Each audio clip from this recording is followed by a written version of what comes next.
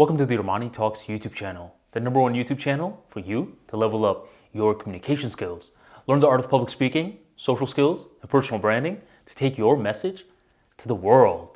For today's episode, we're going to be talking about public speaking and just communications in general. I remember during my time in Toastmasters, I was able to truly appreciate the club because you got to notice how global it was. Not only did Toastmasters have a bunch of clubs from all around the world, but people from all around the world would show up in our meetings as well. After a certain period of time, I was able to work my way up in the Toastmasters ranks, and I was able to be given a few mentees. I noticed during my time working with the mentees, especially the people from overseas, I noticed that there were certain patterns that were evolving. The pattern that I noticed was that a lot of people from overseas, once they came to the US, they had an accent. And this accent was hindering them from communicating. Now you may be wondering, was an accent causing that much of an issue? For them in their world, yes. But here's the thing, it wasn't the accent that was the problem.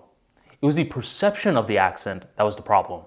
This was a case that I noticed most of the time. At certain times, the accent was a little too strong, but for the most part, it was the perception of the accent which was the problem. So today, I'm going to be giving you the tip of a lifetime on how to fix your accent, because that's how I was able to fix mine. But before I give you that, I want you to gain some perspective regarding your accent in the first place. So one thing that I noticed from a lot of these individuals were that they automatically thought that their accent automatically started them off in a negative perception in front of the audience. But it was the opposite. The audience, whenever they hear accents, they love it. Because think about it like this. Say you're leaving your house every single day and you see a blue car. Your neighbor has a blue car. Every single day, as soon as you're leaving the house, you see that car. As soon as you're entering the house, you see that car. But one day you come out of nowhere and you see that there's a pink car. Automatically, your mind is going to go to that pink car because this is a pattern interrupt. It automatically takes in curiosity, engagement, because it's something completely out of the norm. Well, it's the same thing like that with an accent. When you have an accent from a completely different part of the world, don't automatically think that this is a bad thing. Start appreciating it more, because your perception of your accent will dictate how other people view it as well. I want to give you another example. Picture a guy named John. John one day decides that he's going to try out a new hair care product. It's a new product, but by the time he's done fixing his hair up, it looks the exact same. So later on that day, John goes to a social event and he starts thinking that people are going to notice that he used a different product. In the back of his mind, someone's going to notice any second. So every interaction he's going to, he's not staying present. At the end of the day, he keeps going back into his mind. He's like, oh, well, are they noticing? I think they're noticing. Are they? And the fact that he's in his mind so much, he clearly is detached from the conversation, and all the other people are thinking he's a little weird. They think John is acting strange, and they decide to leave. At that point, John is like, see, look, it's the new hair care product that's making people act weird towards me. It's not your hair care product. It was the way that you were treating the hair care product that was making other people act that way.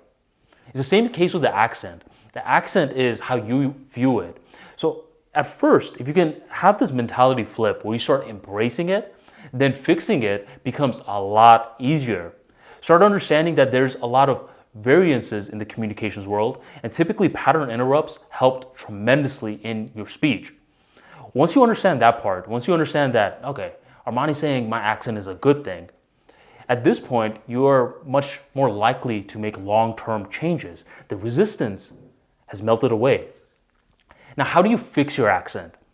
Well, the way that you fix your accent is that you turn the intangible to tangible.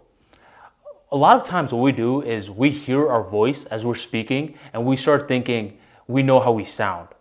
Like right now, if I'm speaking and I'm just going by my current representation right now, it's going to sound off. is going to sound off because the way that your sound waves leave your mouth and enter your ears, there's a little curvature involved. That curvature distorts the way that you sound to yourself. So you have to turn the intangible of your voice into tangible. Luckily, we have technology. You can record yourself. You can use your phone, or you can record yourself on a camera, whatever the case is. But you want to be able to turn the intangible to tangible. Once you've recorded yourself, now you want to analyze it. In order to fix your accent, it's truly going to come down to understanding your voice. You have to know your voice inside and out. You have to understand which parts are slanging a little, which parts are distorted, which parts don't sound good. You have to become mindful of it. The first step is mindfulness towards the quirks, because once you have that level of mindfulness, a lot of the communication part just sort of catches up. I'm not saying you're not going to practice enunciating and stuff, but use step one of analyzing your voice to make yourself mindful of where the holes are, where the quirks are. And then, once you made yourself mindful, record yourself again and again and again. Getting rid of your accent isn't something that's just going to happen overnight. I remember when I first moved to the country, my accent was very, very bad.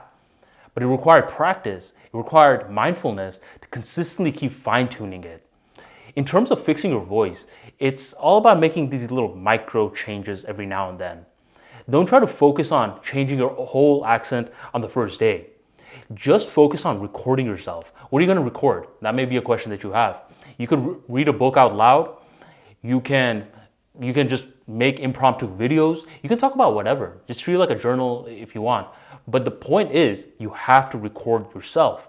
Focus on slowing it down time and time again, and you have to listen back to it. Over time, as you keep doing this, your mind is going to start adjusting. It's going to pick out what you shouldn't be doing, and your speech is going to start becoming more and more polished. You want to set realistic expectations for yourself too, because if you have a very, very deep accent right now, realize that it's a 6-month plus process to see certain improvements. You're not going to see it in a day, 2 days or so. You can make some improvements sooner than that, but long-term improvements, you're going to need to invest at least 6 months and more. So keep recording yourself and keep listening back to it and seeing where the holes are. Once you figure out where the holes are, that's when you can make yourself aware. And then the next time, as you're about to speak that, as you're about to fall into that trap, your mind is automatically going to stop you and you're going to transition. Over time, these changes will build on up and the accent will begin to melt away. The reason that you want to keep on recording yourself is because one day you're going to scroll back all the way to the beginning. You're going to open up your first ever audio tapes. You can listen to it. And once you hear yourself from that one and your new tape, you're going to see how far you have come. So keep on turning the intangible to tangible, making yourself aware, and fine-tuning the errors out of it. As you're doing this, keep on loosening your jaw, keep on making sure that you're using tonality where your voice is changing. You see what I just did there? Voice is changing. That's tonality. You're going through different voice spectrums. Focus on that. Focus on how you can make your voice more charismatic, more animated. Your voice is going to serve as a musical instrument, so keep on fine-tuning it. Start treating it like a musical instrument. See how musicians carry their guitar? That's what you're going to be doing with your voice. So practice and embrace your accent. Don't try to get rid of the whole thing. Just try to make it better and better so it's easier to communicate while you're maintaining your authenticity, there we go, at the same damn time. If today's video helped you, make sure you drop a like for me right on below and you share this video on your social media of choice. Thank you for joining the ArmaniTalks YouTube channel, and I'll catch you on the next episode.